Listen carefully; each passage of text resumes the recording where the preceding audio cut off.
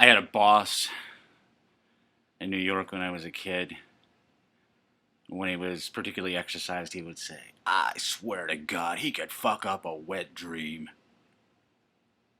That's brutal. Really brutal. Um, just about the most devastating critique you could make of another person. A wet dream is an involuntary snake brain phenomenon. Women, I don't know if women have anything even comparable to this experience, but for men, if you build up too much inventory in the baby supply chain, as it were, your contribution to the baby making process, if you build up too much sperm and seminal fluid, if the inventory exceeds the warehouse capacity, we will have a warehouse reduction clearance somewhere in the dead of the night, and you will wake up with sticky pajamas. It's impossible to cause this, obviously, because it's involuntary, but it's also impossible to prevent it because it's involuntary. And so to be able to fuck up a wet dream is essentially impossible, and yet you're implying that someone is so skilled at ineptitude that he could undertake this wreckage, this destruction, this failure to complete or failure to satisfactorily execute an unavoidable involuntary process. He could fuck up a wet dream. And you think about that, you think, well, that's hyperbole, and it's funny. It's a funny way of making an insult. And yet, we seem to belong to a species of organisms that is capable of fucking up a wet dream. There is nothing more organic than reproduction. To be an organism is to reproduce yourself. Arguably, this is the teleological purpose of organic life as such. Poor Erwin Schrödinger, forced to invent a word and wave his hands around, he said, "Anentropy. What is the cause of organic life? It's anentropy." It's without the persistent destruction that is the lot of every other manifestation of nature.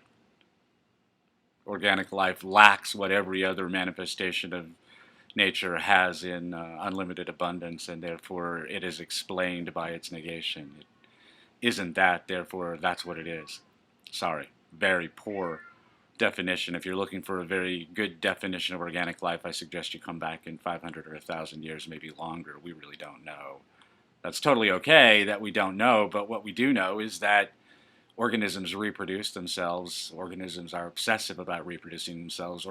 Most organisms reproduce themselves in insane, redundant numbers because the likelihood of any particular offspring surviving to adulthood, thus to reproduce himself, is so low that they reproduce in vast quantities. We are lucky enough to be able to conserve the offspring we do manage to reproduce such that we don't have to have huge numbers of children. Our forebears did, not that long ago. My grandfather was one of 12 children. He was the oldest of 12 children.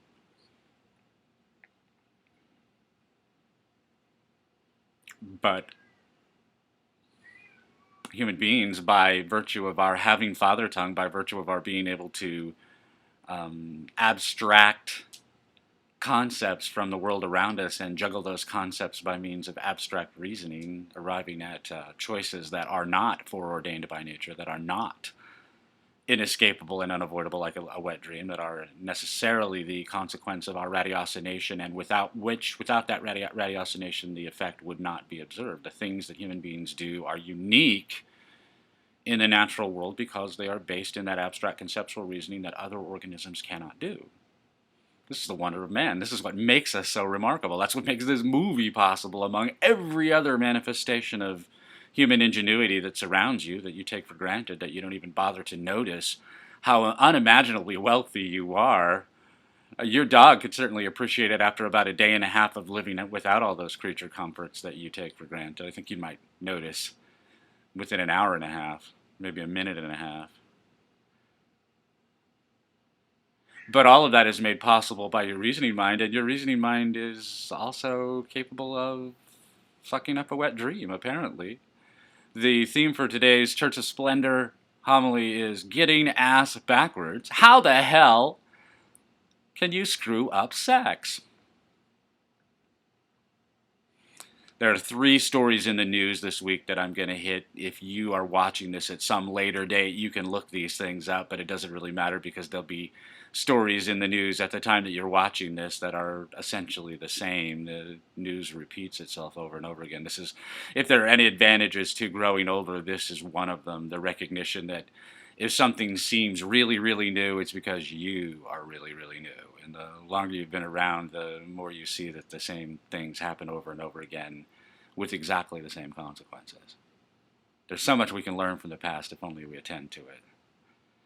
But the news this week, the first story that I want to highlight is a rape trial that went on at St. Paul's prep school, prep academy, whatever, in New Hampshire. This is one of many Tony boarding schools that you find in western Massachusetts, southern New Hampshire, into Vermont, into Maine also. A prep school is a sleepaway high school for very, very, very rich kids. And it is arguably one of the best ways you can launch your child into a successful orbit if success means Wall Street, New York law, Washington, jobs that require exactly the right suit and tie. This is the ideal way to launch your child into those kind of careers, and it is also a unbelievably rationalizable way of neglecting your children for 4 years of high school before you ship them off to neglect them for another 4 years of college. These are underfathered, less than perfectly loved children that their parents are happy to ship off to be somebody else's problem and responsibility, while mom and dad live up to the responsibilities thrust upon them by their own prep school education. This is what the prep school population does, the same things generation after generation. They seem to work, at least in terms of external characteristics. They lead prosperous lives. Do they lead happy lives? Your guess is as good as mine. I think they drink a lot and do all kinds of other vicious things, which is what came out of this St. Paul's rape trial this week. It's not rape, it's date rape, which just means post hoc regret on the part of the girl. Dumbass senior boys have a tradition where they go out of their way to try to deflower dumbass freshman girls. Every high school principal in the United States ought to be shitting his drawers right about now. This is not rare, this is common. And this dumbass boy went out of his way to despoil this dumbass girl, and whether or not anything happened and whether or not it was all completely consensual, there certainly was no rape, and you can tell that because there is no rape kit. If there's a rape, there's a rape kit. If there is no rape kit, what happened may have been 100% consensual. It may have been something less than 100% consensual, but it was not forcible rape. It was not violent rape. It was a dumbass girl who made choices in the moment that she subsequently regretted, a dumbass boy who did things in the moment that he'd rather not admit to later. He says that he didn't have sex with her at all, and I'm inclined to believe that because dumbass boys are liars. She said no the whole time, but then of course she sent him all kinds of flirty texts afterward because he's involved in a homosexual relationship with his buddies. They compete with each other to put notches on their belts. Has nothing to do with love making. It really doesn't even have anything to do with sex. It has to do with putting notches on belts.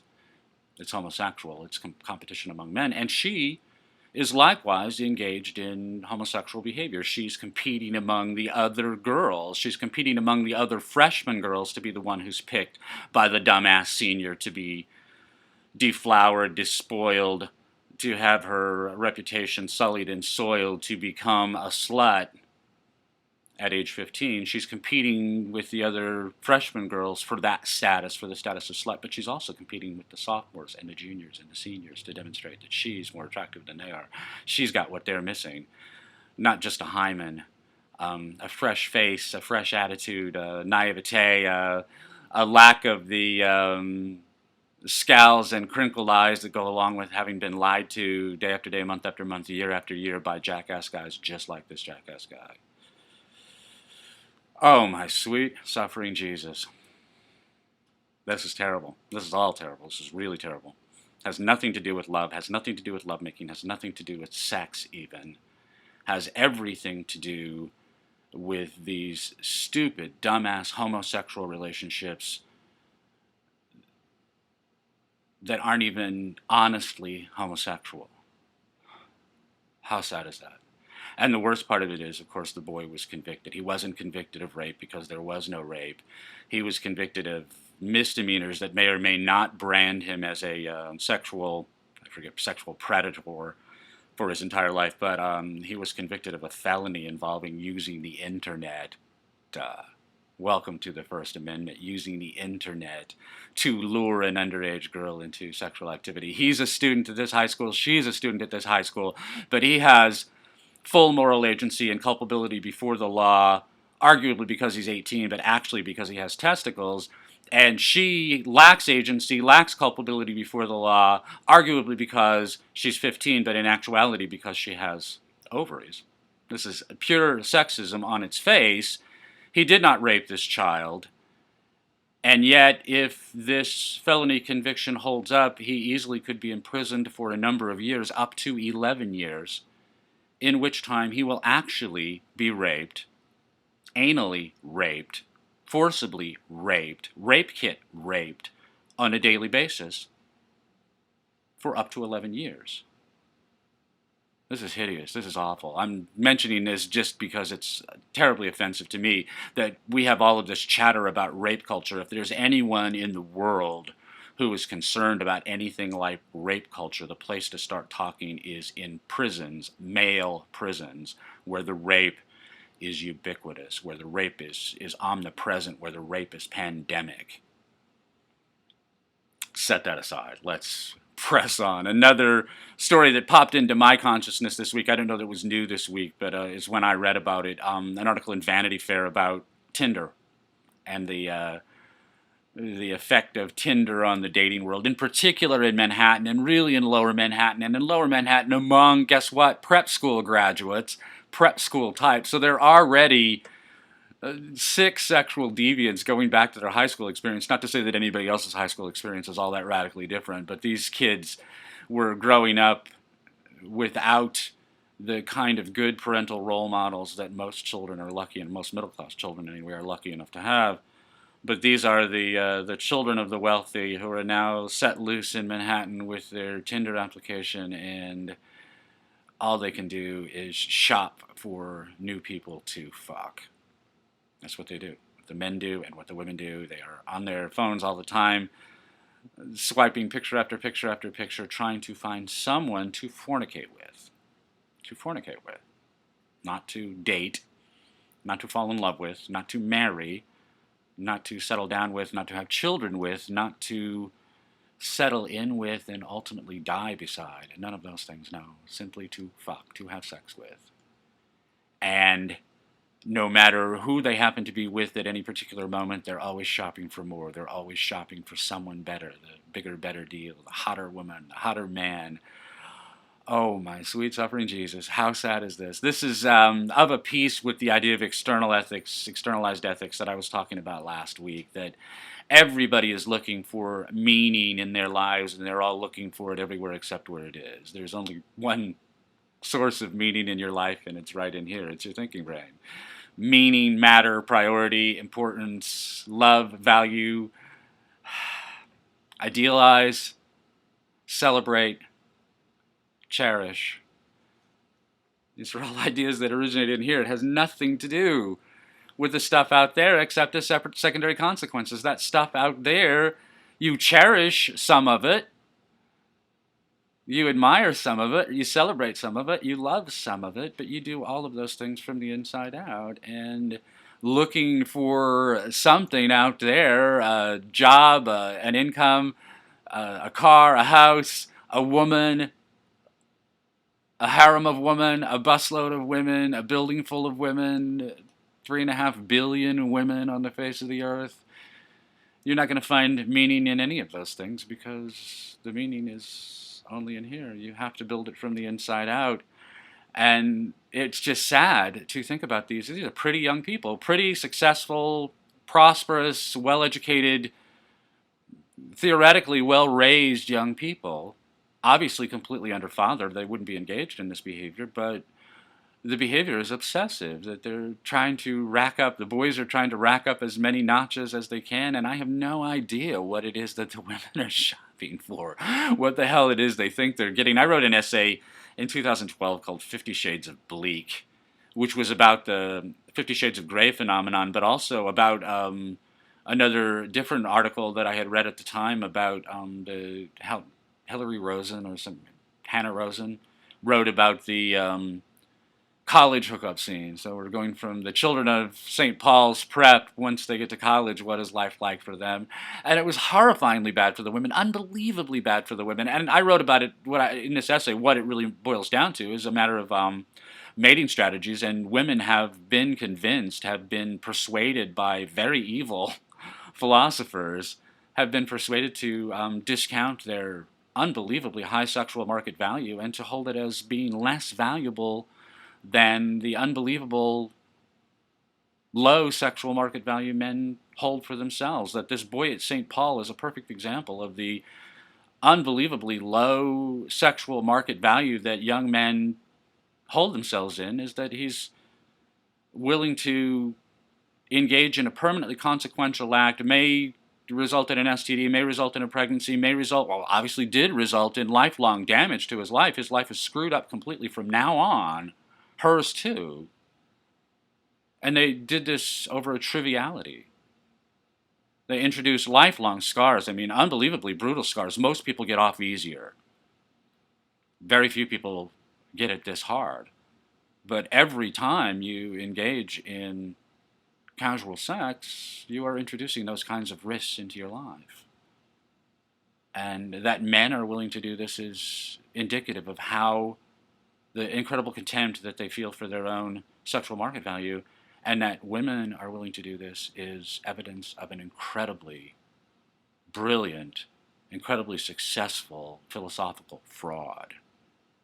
Women have been persuaded to behave as if they were gay men. And we've managed to fuck up a wet dream. The third bit of news I want to take up is the Ashley Madison hack. AshleyMadison.com, for people watching this in the far distant future, was a website set up for people to arrange extramarital affairs. Life is short, have an affair. I think that was their tagline. And so you could sign up at AshleyMadison.com, and it was, a dating site for married people. That's what it really boils down to. It was like Tinder for married people. And the site was hacked, and the account records were released this week. Huge numbers of people, millions of people who had accounts at AshleyMadison.com, and of those millions of people, almost all of them were men. 99.44% at least were men. The few woman accounts there were on AshleyMadison.com were overwhelmingly fake accounts set up to gull men into thinking that they were talking to women who might consider having an extramarital affair with them if only they teased and tickled them just exactly right. All men. All men looking to betray their marriage vows, looking possibly to destroy their marriages.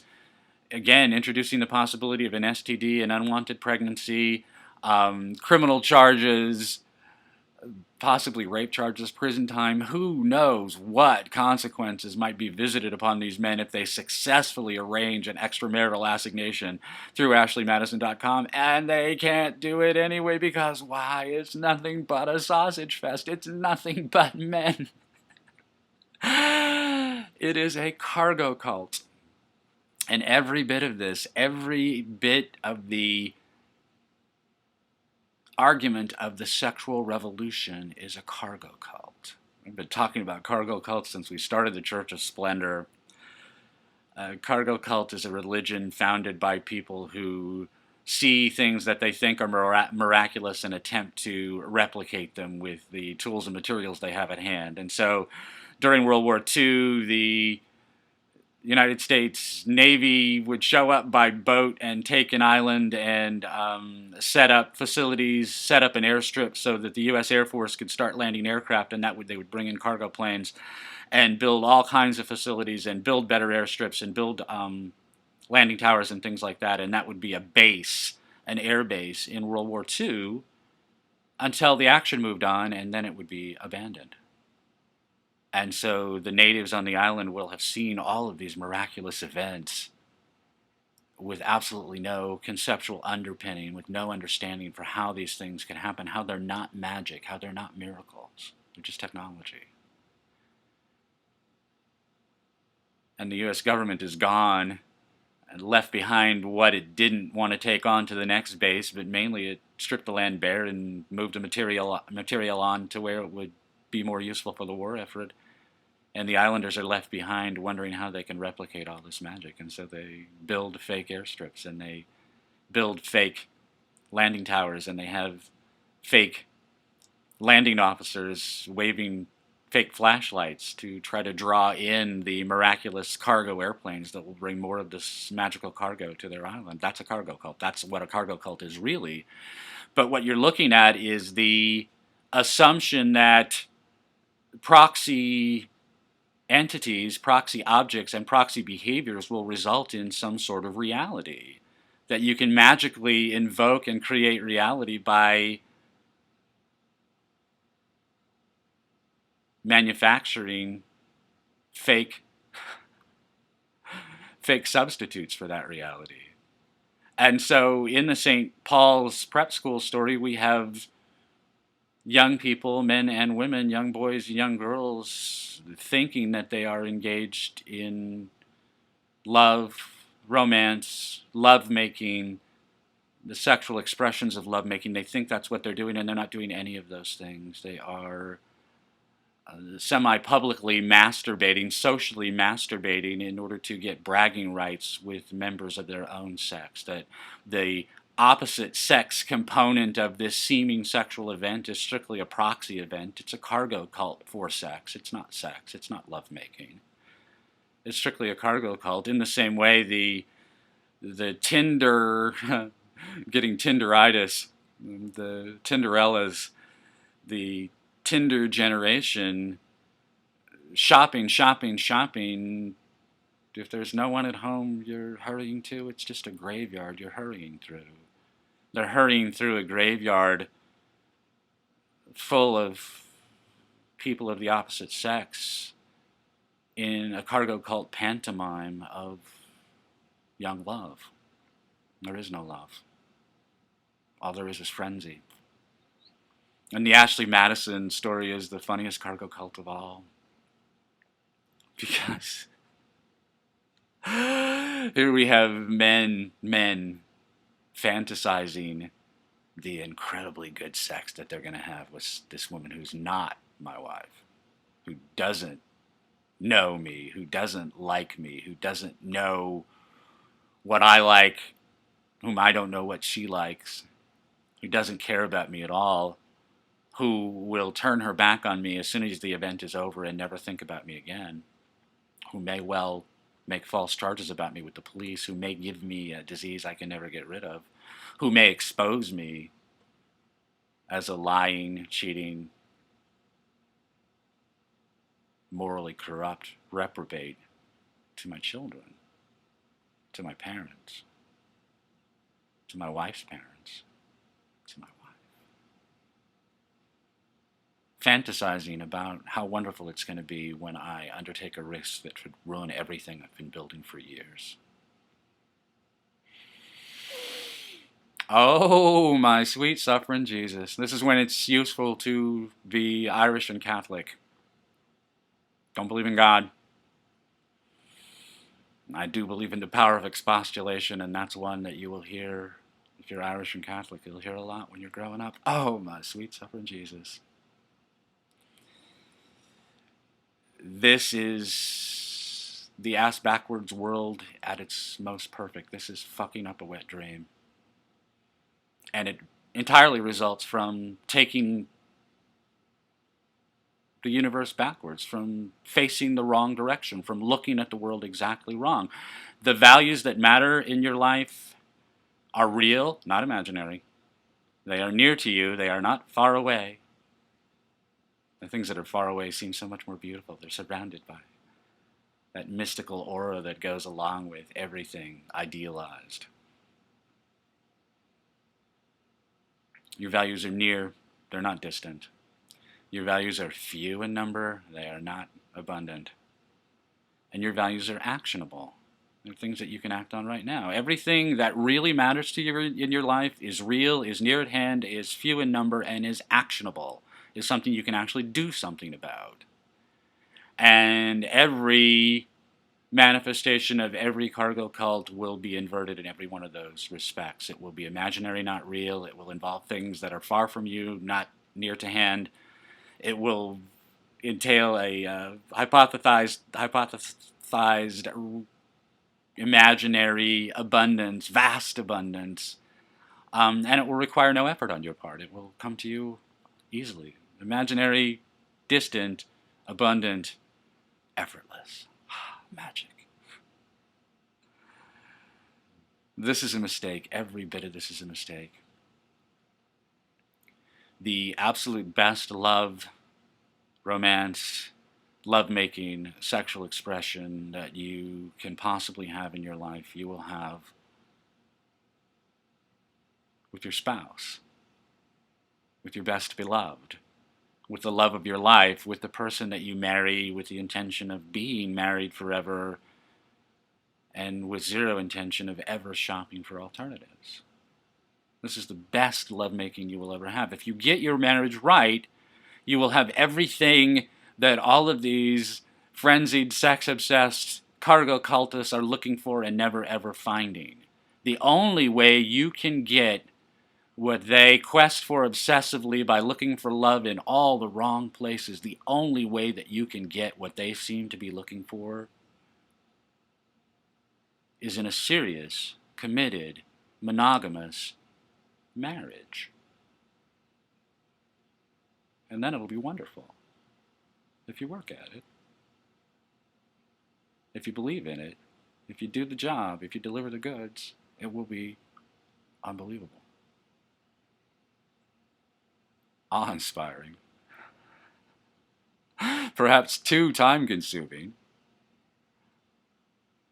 Eminently fulfilling and irreplaceable. Irreplaceable at any particular time, but in the aggregate, impossible to replace because the time of your life is non-fungible.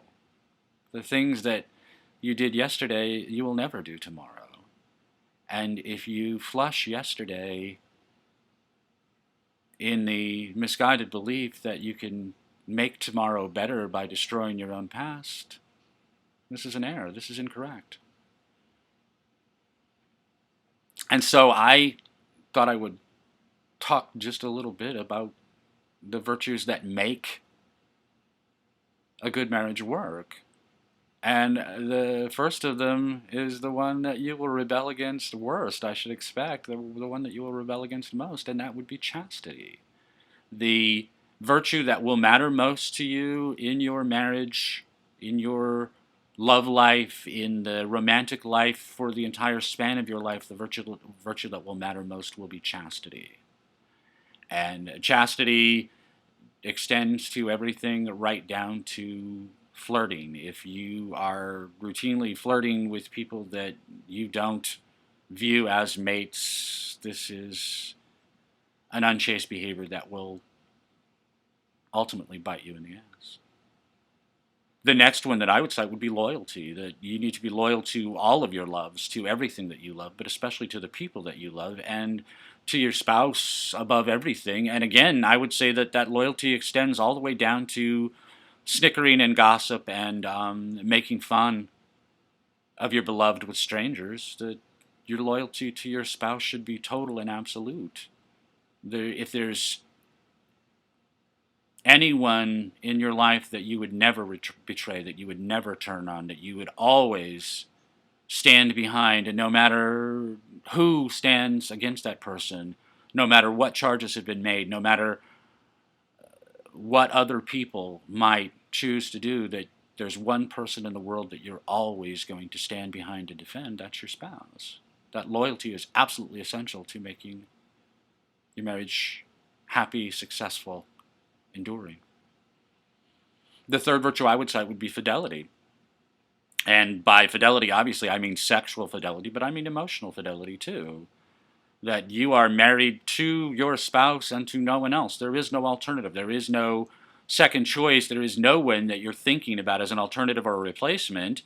And there are no wishful thoughts about taking those sorts of actions with any real person. You are faithful to your spouse is faithful to you, and there is no contrary to that. There is no exception to that. There is no alternative to that. I would cite the next virtue as probity. Probity means to do the proper thing. And proper implies some kind of external ethics, and that's not what I mean at all. What I mean by proper is appropriate, and what I mean by appropriate is admirable. That you need to choose admirably in every choice that you make in your life, but in particular with your spouse, you need to make sure that you're making the appropriate choice, that you're making the choice that builds and strengthens that relationship and does nothing to damage or undermine it, does nothing to destroy it. That probity is absolutely essential to making your marriage work. The next virtue I would cite would be sobriety, and I don't necessarily mean not having a tipple every now and then. What I mean is being sober in your choices, being sober in your behavior, being sober in your actions, with the recognition that you're married for life. That you're not married for now. You're not just out on a date. You can't say something vicious and then run away on it, because you're going to be together tomorrow and the day after tomorrow and the day after that. You're going to be together forever. And therefore you need to guide your behavior with your spouse in such a way that you don't destroy tomorrow in pursuit of some self-scourging act of vengeance today. The sixth virtue I would cite would be liberality. To be liberal means to be free, and it implies a political freedom, but it also implies a pecuniary freedom, to be free with your money. I would say a third kind of liberality would be emotional liberality, and what I mean by that is to look for the best in your spouse, to assume the best about your spouse, to assume the best about any situations where you could have questions or doubt, to assume the best circumstances, and always work for the best together, always work to get better at finding the best within each other. And then the seventh virtue that I would cite for a happy marriage would be prodigality. I love that word, prodigality. To be prodigal in your love. To be prodigal in your lovemaking, yes, when you're actually engaged in the physical expressions of your sexuality. To be prodigal then, to be prodigious, to be abundant in the love that you make, the love that you give, the love that you share, the love that you take, the love that you blend and build and merge, and be prodigal in that love. But be prodigal in your love all the time, to be making love with your spouse all the time, to be always finding ways to connect, whether it's touching or nuzzling or talking on the phone, or leaving little things behind to let your spouse know how much your marriage means to you, how much maintaining that marriage with the prodigal lovemaking matters to you. This is very different than trying to connive some 15-year-old girl into putting out, trying to booty call some dumbass at 10:30 but not 11:30, trying to cheat on your wife with a fake woman on a website. This is very, very different. And that's the point. That if you insist on looking at the world ass backwards, guess what? You're going to get ass backwards. And how stupid is that?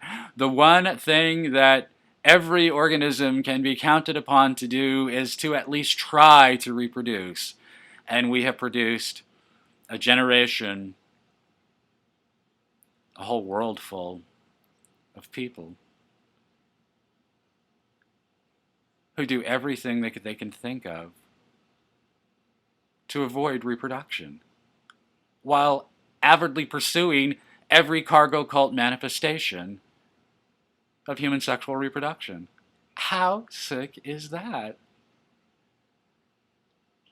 How sad is that? I I don't have to worry about this. I know it won't last because a race of creatures that could fuck up a wet dream cannot survive. The ones who are getting this wrong will not reproduce. The ones who get this right will. And accordingly, one may hope, in the long run, this problem will self-eradicate. One of the manifestations of fatherlessness, underfatheredness that I can think of is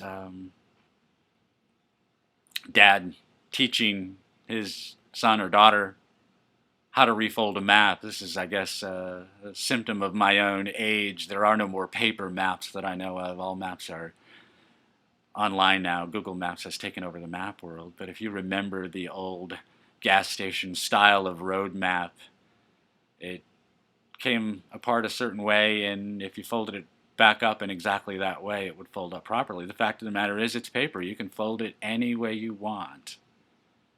But there's only one way that it really wants to be folded. And that was a father's job when I was a boy. A father's job was to teach you the right way to fold a map.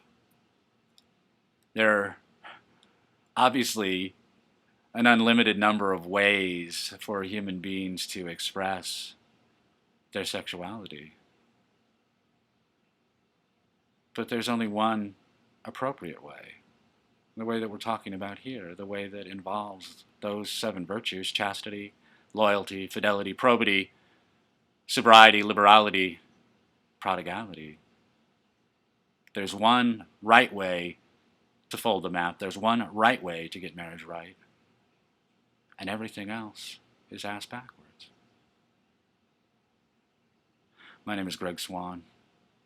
This is the Church of Splendor. There is no greater splendor than the storgic love, storgic romantic love that you can know in a fully committed monogamous marriage. There is no substitute for that. There is no cargo cult for that.